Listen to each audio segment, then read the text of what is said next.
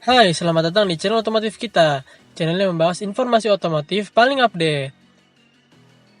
Indonesia bak jatuh tertimpa tangga. Lagi-lagi Indonesia harus tertinggal dari negara serumpun yaitu Malaysia.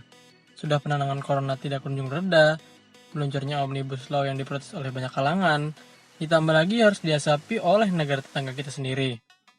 Malaysia kini lebih dulu menerapkan kebijakan stimulus industri otomotif dengan memberikan diskon pajak mobil baru. Kebijakan itu dipercaya ampuh mendongkrak penjualan mobil yang lesu karena pandemi COVID-19. Nah loh, gimana nih Indonesia sampai saat ini kabarnya? Masih belum jelas juga. Kabar terbarunya dari pajak 0% ini masih dihitung-hitung sampai sekarang skemanya yang cocok. Duh, kok nggak selesai-selesai ya? Nah, ini dari Malaysia nih. Dilansir berita harian, pemerintah Malaysia diminta mempertimbangkan untuk memperpanjang periode pembebasan pajak kendaraan setidaknya hingga Juni tahun depan. Berarti kalau dihitung-hitung, akan menjadi setahun diskon pajak di negeri jiran ini. Karena rencana awalnya berjalan dari 15 Juni hingga 31 Desember 2020. Kebijakan yang dilakukan ini juga bukan kaleng-kaleng hasilnya. Sebab memberikan dampak penjualan yang positif dalam kurun waktu 3 bulan.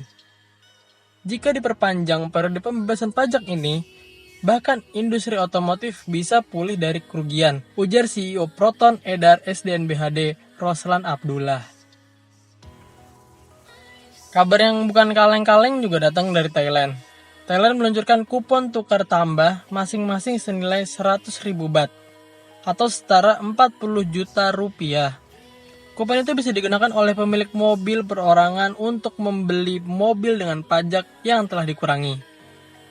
Jadi, kalau pemilik mobil mau tukar tambah dengan mobil baru, diberi kupon senilai 40 juta rupiah. Program trade-in ini sekaligus mengurangi emisi dari mobil-mobil tua yang mana banyak akan tertarik untuk menukarkannya dengan mobil baru. Bahkan proyek ini akan berjalan selama 5 tahun sebab Thailand menilai cukup lama untuk memulihkan industri otomotif di negaranya. Nah kan, bukan kaleng-kaleng lagi nih kebijakannya Menteri Perindustrian Thailand ini nih.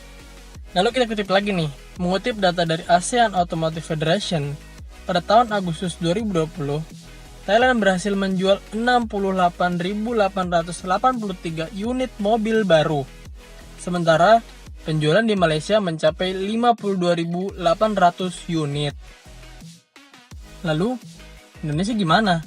Lagi-lagi Indonesia harus gigit jari karena hanya 37.291 unit mobil baru yang terjual. Nah, ini juga bisa terjadi karena efek digantungnya kebijakan pajak 0% itu sendiri. Jadi konsumen cenderung menahan untuk beli mobil. Dan usut punya usut, pemerintah juga masih ragu-ragu sebenarnya. Dikarenakan akan kehilangan pendapatan dari pajak kendaraan yang angkanya cukup besar. Nah, bagaimana menurut kalian tentang kabar dari negara tetangga ini?